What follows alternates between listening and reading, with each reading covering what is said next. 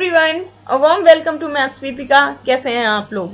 Hopefully सब लोग बढ़िया होंगे, है ना? अच्छी तरीके से पढ़ रहे होंगे। तो आज मैं आपके लिए स्टैटिस्टिक्स लेकर आई हूँ। होपफुली आप लोग इस चैप्टर को एंजॉय करेंगे। टर्म 2 में आपके लिए ये चैप्टर पूछा जाएगा।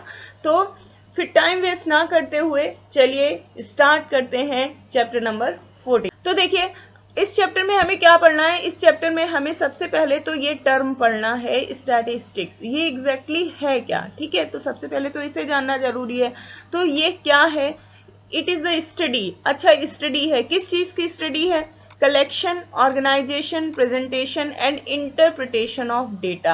ये स्टडी है किस चीज की? कि आप कहाँ से डेटा कलेक्ट करते हैं, कलेक्ट करने के बाद आप उसको कैसे ऑर्गेनाइज करते हैं, ऑर्गेनाइज करने के बाद आप उसको कैसे रिप्रेजेंट करेंगे, और रिप्रेजेंट करने के बाद आप उसका इंटरप्रिटेशन कैसे करते हैं। इस चीज की स्टडी है ये स्टैटिस्टिक्स। ठीक है, अब बात करते हैं डेटा की। तो डेटा दो तरीके का होता है, ungrouped data and grouped data. Ungrouped data से हम फैमिलियर हैं, पिछली क्लास में पढ़ चुके हैं। इस क्लास में हमें क्या पढ़ना है? इस क्लास में हमें ग्रुप्ड डेटा के बारे में पढ़ना है। तो चलो सबसे पहले हम इन्हीं दोनों टर्म्स के बारे में जान लेते हैं। तो अनग्रुप्ड डेटा क्या है? Ungrouped data is the data that is organised in the original form. मतलब जिस फॉर्म में आपको डेटा मिला है उसी फॉर्म में ऑर्गेनाइज कर देंगे। It is just a list of numbers. जैसे कि कोई 5 स्टूडेंट्स हैं, ABCDE, ठीक है, इनकी क्लास में एक 10 मार्क्स का क्या हो रहा है? टेस्ट हो रहा है। तो उसमें ए के कुछ नंबर आए, मान लीजिए 5, इसके आए 10, इसके आए 4, इसके आए 8 और इसके आए 7। तो ये डेटा आपको मिला है ना, तो इसी डेटा को आप इसी फॉर्म में ऑर्गेनाइज कर देंगे। बस जैसे आप असेंडिंग ऑर्डर या डिसेंडिंग ऑर्डर में ऑर्गेनाइज करते हैं, जैसे 4, 5, 7, 8 एंड 10। तो आपने ओरिजिनल फॉर्म में इस डेटा को रिप्रेजेंट कर दिया, तो ये क्या बन गई? एक लिस्ट बन गई। तो list of numbers is called ungrouped data. ठीक है, तो अनग्रुप्ड डेटा समझ गए। अब बात करते हैं ग्रुप्ड डेटा की। तो ग्रुप्ड डेटा क्या है? Grouped data is the data that has been organised in the several groups. अब ये जो डेटा आपको मिला है, जब आप इसे किसी ग्रुप में ऑर्गेनाइज करेंगे तो वो डेटा कैसा कहलाएगा? ग्रुप्ड डेटा कहलाएगा। और जो आप ग्रुप बनाएंगे उन ग्रुप्स को कहते हैं क्लासेस। अब मैं आपको दिखाती हूँ कि क्या बात कर रही थी मैं। देखो, एक क्लास के स्टूडेंट्स हैं A to J, इनका एक 20 मार्क्स का टेस्ट हुआ जिसमें इनके ये अलग अलग मार्क्स आए। अब इस डेटा को मैंने ग्रुप्ड डेटा में ऑर्गेनाइज किया है। तो सबसे पहले मैंने क्या बताया था? आप क्या बनाएंगे? आप क्लास इंटरवल बनाएंगे। तो आपने जो क्लास इंटरवल बनाए हैं वो 0 to 5, 5 to 10, 10 to 15 and 15 to 20 के इंटरवल्स बनाए हैं। ठीक है, तो यहाँ पर ये तो बात होगी इंटरवल की। अब देखो, इन इंटरवल्स में आपको कोई चीज मतलब कुछ टर्म्स आपको जानना जरूरी है, जैसे 0 to 5 या 5 to 10 या कुछ भी। तो इसमें जो 5 है या 0 है, 0 बोलें या 5 बोलें, इसको कहते हैं हम लोग लोअर लिमिट। क्या कहते हैं? Lower limit.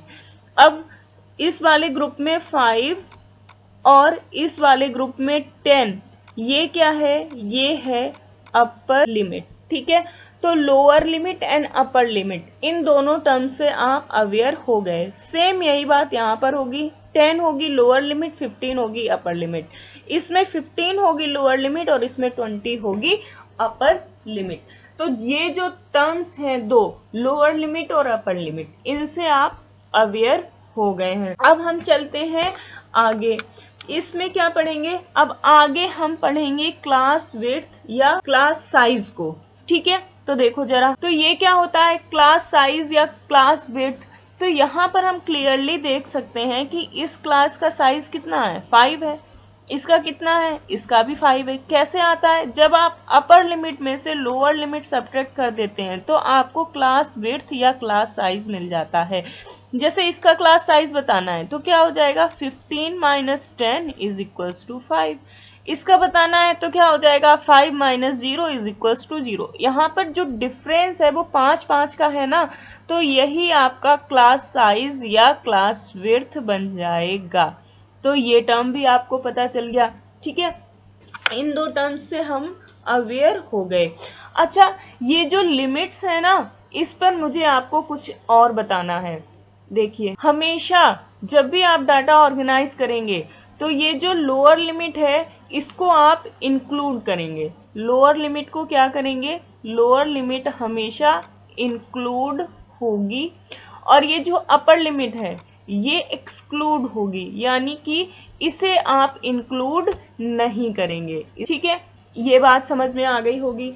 अब बात करते हैं हम लोग, एक और टर्म है रेंज, कि रेंज कैसे पता करें। तो देखिए, तीसरी बात जो यहाँ पर जानने की है वो रेंज की। तो रेंज कैसे पता करेंगे, जब आप हाईएस्ट वैल्यू से लोएस्ट वैल्यू सब्ट्रैक्ट करेंगे तो वो रेंज हो जाएगी। तो यहाँ पर हाईएस्ट वैल्यू क्या है और लोएस्ट वैल्यू क्या है ये जानना है। तो ये जो 0 है, 0 क्या है, लोएस्ट है, 0 क्या है, लोएस्ट, और हाईएस्ट क्या है, हाईएस्ट है 20। ठीक है, तो 20 है आपका हाईएस्ट और 0 है लोएस्ट। तो देखिए इसकी रेंज क्या आएगी, 20 माइनस 0 दैट इज 20। ठीक है, highest value minus lowest value. तो यहाँ पर आपको क्लास की रेंज भी चल गया है। तो जो मेन पॉइंट्स थे वो मैंने आपको यहाँ पर एक्सप्लेन कर दिए हैं इस चार्ट के रिगार्डिंग। अब यहाँ पर आपको एक चीज देखने को मिलेगी, वो देखिए, जैसे कि क्लास इंटरवल समझ गए आप। अब फ्रीक्वेंसी, फ्रीक्वेंसी का मतलब ये है कि कोई चीज कितनी बार मतलब प्रेजेंट है या उसका अकरेंस कितनी बार है, वो बात कहलाती है फ्रीक्वेंसी। ठीक है, तो देखिए 5 से 10, तो 5 से स्टार्ट कीजिए और 10 से छोटे नंबर आपको इसमें इंक्लूड करने हैं। तो 5 से आप स्टार्ट करेंगे तो 5 है नहीं, 6, 6, 7 एंड 8, 4 नंबर ऐसे मिले जो आपको इस क्लास में मिलेंगे। तो 4 यहाँ पर हो गए, तो फ्रीक्वेंसी कितनी हो गई, 4।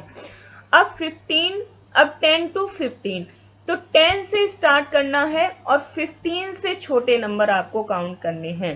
तो 10 से स्टार्ट करेंगे तो 10, 11, 13 और ये आपको 14 भी मिलेगा। 15 या 15 से बड़े नंबर आप नहीं ले सकते, तो ये भी हो गया 4। अब 15 to 20, मतलब 15 से स्टार्ट कीजिए और 20 से छोटा नंबर आपको चाहिए। तो 15 से स्टार्ट करेंगे तो 15 है नहीं, फिर 20, 16, 17, 18, पॉइंट्स में कोई नंबर है नहीं, तो 18 आप लेंगे, तो इसलिए यहाँ पर 1 आएगा। ठीक है, तो ये होती है फ्रीक्वेंसी। तो आप क्लास इंटरवल समझ गए, आप फ्रीक्वेंसी समझ गए। अब बात करते हैं क्लास मार्क की, ये क्या है। ठीक है, तो क्लास मार्क क्या है, कैसे कैलकुलेट करते हैं। देखो, क्लास मार्क क्या होता है, एक नंबर होता है जो गिवन क्लास इंटरवल को रिप्रेजेंट करता है। जैसे यहाँ पर 7.5 क्या कर रहा है, इस क्लास को रिप्रेजेंट कर रहा है।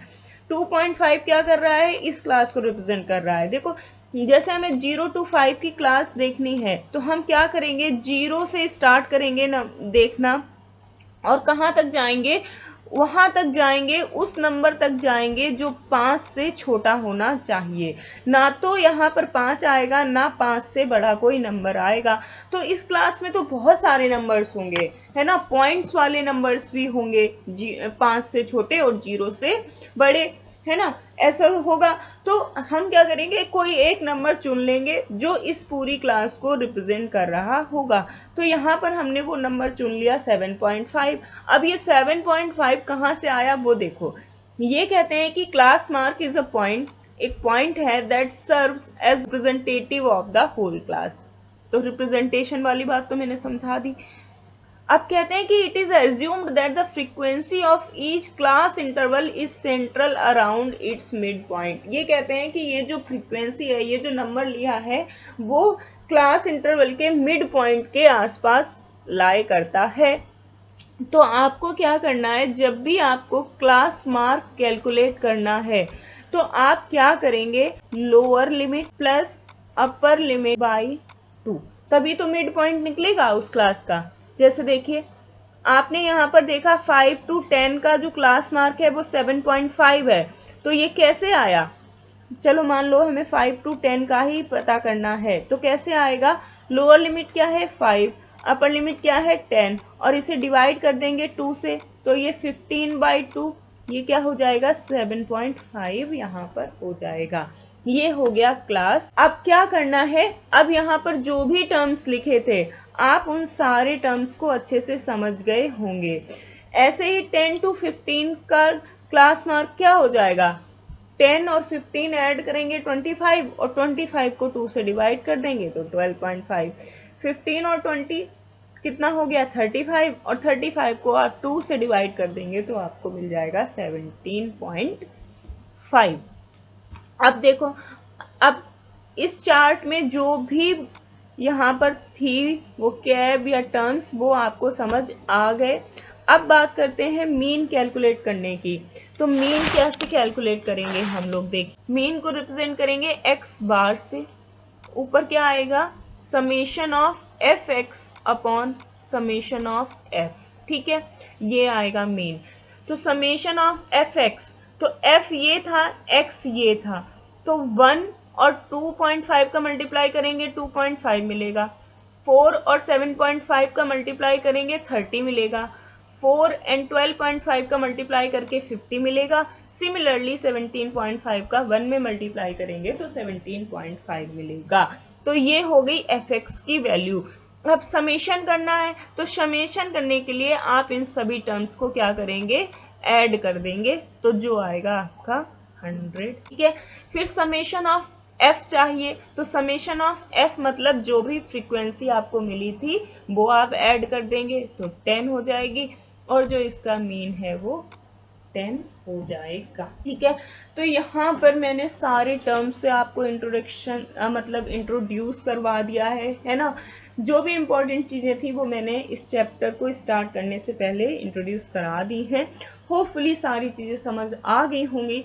नेक्स्ट क्लास में मिलेंगे, तब हम अपना चैप्टर स्टार्ट करेंगे, फिर वहां पर जो डाउट्स होगा उसको भी अच्छे से क्लियर कर देंगे। फिलहाल आप इसको देखिएगा, जो इस डेटा से रिलेटेड टर्म्स हैं वो सारे आपको समझ आ जाएं, ठीक है।